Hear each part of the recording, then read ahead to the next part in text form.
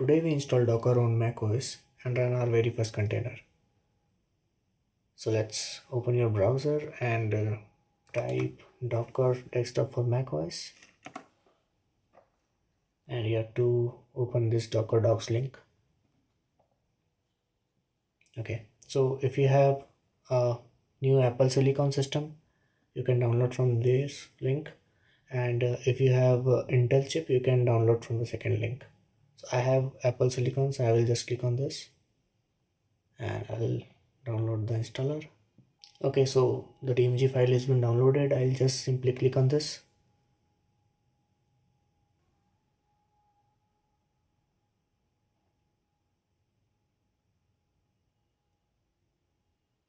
Okay, so now it's copying. Once it's moved to applications, just open the Docker.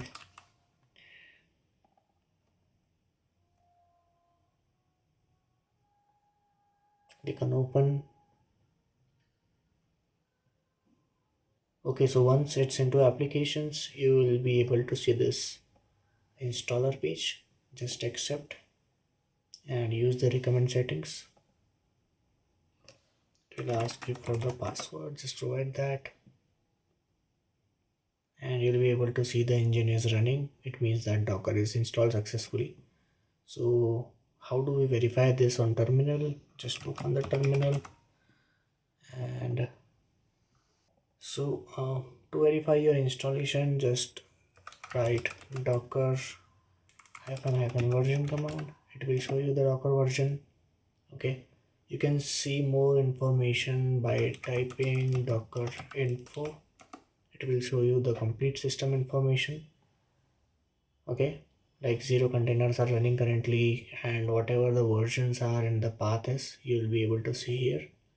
And so let's run our first container.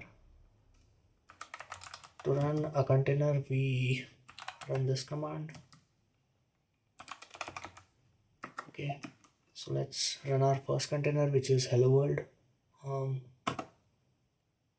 So it's not able to find the image locally, so it will now search from Docker Hub.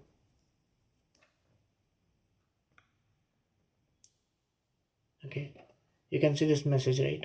That means the container started, showed this message, and terminated. In other words, I can say that Docker pulled the image and ran the container. Now let's run something real. Let's run an Nginx web server container. For that, we have the same command docker run. Now here we will use -d, which will put this in detached mode, and we will use -p and the port number of the host machine, and we will use the container port. Sorry, this is 8080 is host port and 80 is container post. I will explain it to you in some next video, like how what it really means. So we will just run this. It will run the container and the process will run. It will not exit. Okay. um, okay, let's just do this the same way. It's pulling the container image from Docker Hub. Once pulled, you can see the container ID. It means that the container is running with this ID. Okay, now how do we verify whether a container is running or not? We have a command named docker ps for this. Okay, you'll be able to see the container ID.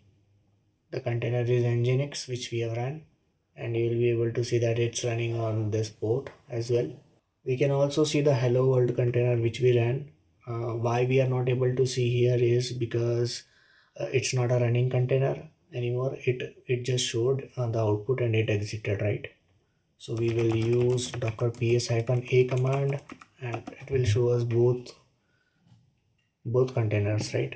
The hello world, which is not running right now, it exited 2 minutes ago, and the Nginx, which is running currently, right? So as the container is running, how do we see it, right? How do we see the web server on browser? So we just open the browser, open a new tab, and I'll open localhost, which is 127.0.0.1 and the port 8080, right? Because if you'll see, the 8080 was the host port and 80 was the container port. So basically, if you'll see here, 8080 moved to 80, right? So if you'll put it here 8080, it will show you the welcome to Nginx page, right? Basically, it's a port redirection, nothing else. I will show you in some other video. So yeah, we are able to see the Nginx container running, right? So this is your first containerized application. Now how do we clean up? We have simple steps. We just do docker stop and we will put container id. Okay, so container id, let's take 667c. We don't have to take complete container id because it just recognize the id with just some letters. So when I do this, I'll be able to see that this is done. This is not running anymore. If I do docker ps, I won't be able to see anything. It means that the container is not running anymore, right? And if I'll do docker ps hyphen a again, I will be able to see both containers. Okay, right? So this is how we stop a container. Now how do we remove the container? Because we have stopped the container but it's still there in our system, right? So we will use docker rm and container id. So let's remove the first one, 667, and that's it. It's removed. We will also remove the docker hello world container, which is 15f, right? It is also removed. So if I do now docker ps hyphen a, I won't see any container, right? This means that the containers are deleted now. Okay, it's not even in stopped state. So today we learned how to install Docker on macOS, how to verify Docker works, how to run containers, how to run a real web server in seconds, and finally how to clean up.